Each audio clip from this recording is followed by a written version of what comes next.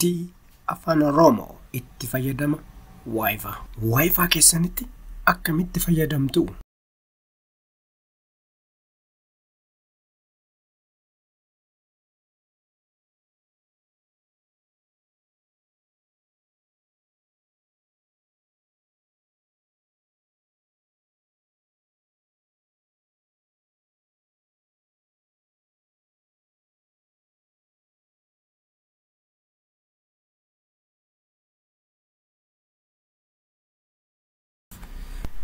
Keessatti namoota kamtu eeyyama keenyaan alatti Wi-Fi keenya fayyadamaa jira kan jedhu waliin ilaallee jirra.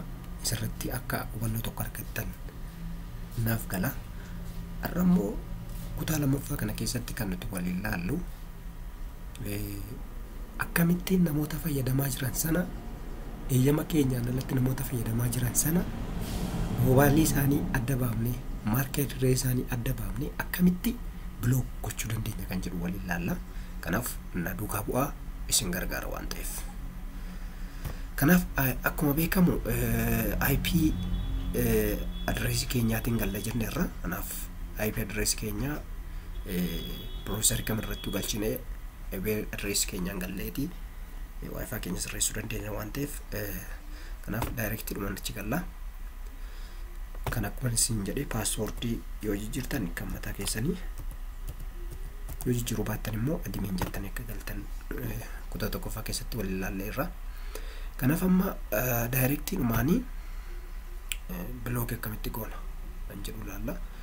Jalqaba irratti namoota fayyadamaa jira san ilaallachuun sirriidha. Kana namoota lamatu fayyadamaa jira. Refresh goone check gochuu dandeenya. Namoota lamaan kana keessa kanaan lamaan kana keessa namichi kun amma fedhii kootiin alatti Wi-Fi keetti fayyadamaa jira. Kanaaf block gochuuf hin deemaa jechuudha. Kanaaf advance galla advance click goona achirraan parent control kan jettu irra deemne online time limit kan jettu click goona online time limit gaafa shi click goonu teebiliin akkana wayinuu dhufa teebiliin kun gaafa nuuf dhufu teebilii kana irratti enable jedhee jira yoo ta'e gaariidha. Garuu disable jedhee yoo jiraate inability jirtu jechuudha. Disable jedhee yoo jiraate ta'e enable gootaniiti apply jettuuni sanaan booda eddas apply gootanii deemtaniiti bakka kanarratti IP address jedha mark address jedha hiikaa irratti click gootu mark address dhaan jiruuna waan ta'eef jettanii deemtanii namicha block gochuu barbaadan sana bilbila isaa copy gootu lakkoofsicha asirra deemtanii lakkoofsa kana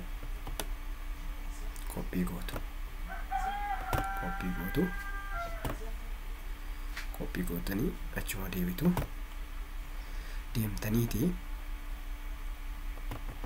market address kana click gootu. Gaafa click gootan jalqaba irratti IP addressiin activeidha kun garuu busy ta'ee jira. Gaafa kana immoo active gootanii kun busy ta'e kun activeidha. Kanaaf asirratti paste jettaniiti amma edda kana paste gootaniin boodatti kana sirriitti hordofuu danda'u qabdu.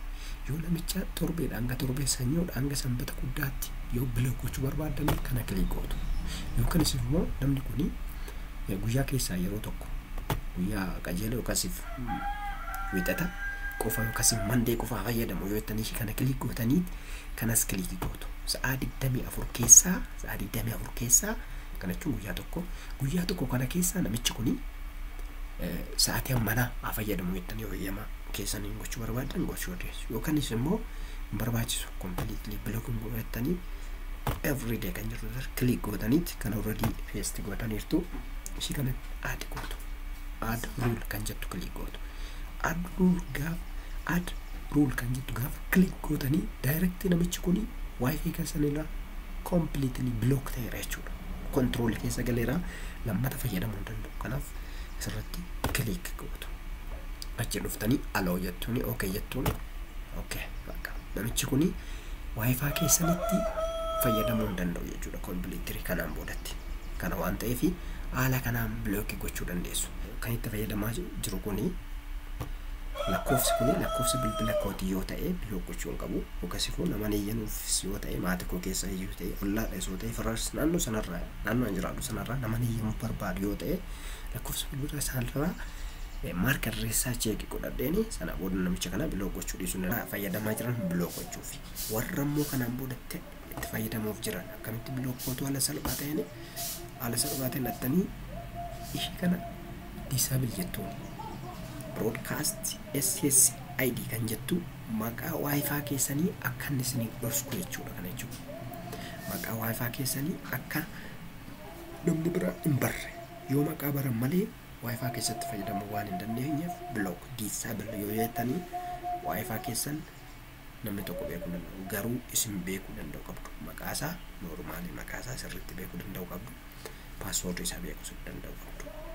Isa gochuurra garuu isa kanaan yoo fayyadamtan isin gargaara. Kun paartii lammaffaa isaatii. Paartii sadaffaa irratti immoo akkamitti passwordii keenya passwordii wifi kootii yookaasiif maqaa wifi kootii sana akkamittiin jijjiira kan jedhu waliin ilaalla. Fayyaa ta'aa. Ciao.